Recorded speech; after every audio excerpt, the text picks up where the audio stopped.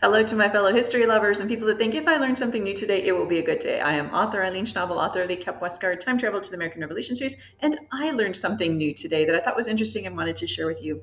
This is the famous surrender scene after the Battle of Saratoga. Key turning point. I often say if you're going to study one battle, study the Battle of Saratoga. Well, because it changed history, basically, when British General Burgoyne surrenders thousands of his troops, first time ever in British history where they're surrendering an entire army to the rebel forces.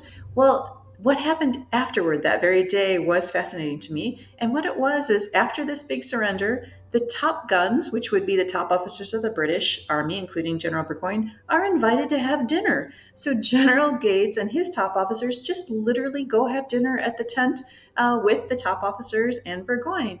And the idea was this idea of honor. Remember, honor is really big in this days. This is think Hamilton and all the duels over honor.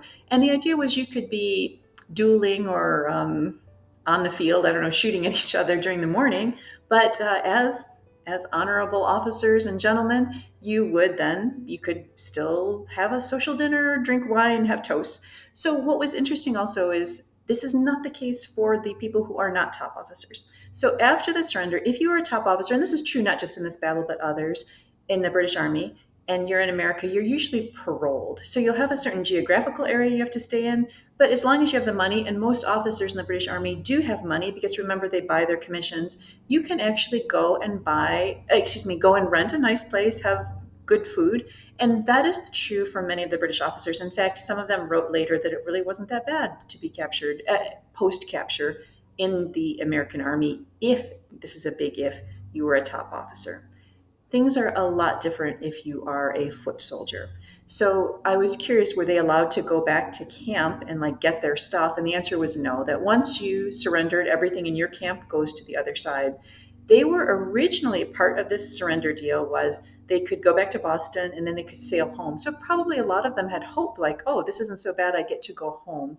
But when Congress learned that this was the plan, they said, no way. And they would have to promise, that was important, not to fight again. So basically, you can sail home as long as you promise not to fight again. Congress said, I don't think that's a good idea because I don't think they're going to keep that promise, they being the British Army. So it didn't turn out so good for the lower level of soldiers on either side if you were held, if you were captured during a battle and you're one of the prisoners. Anyway, thank you for letting me share. I will see you again tomorrow.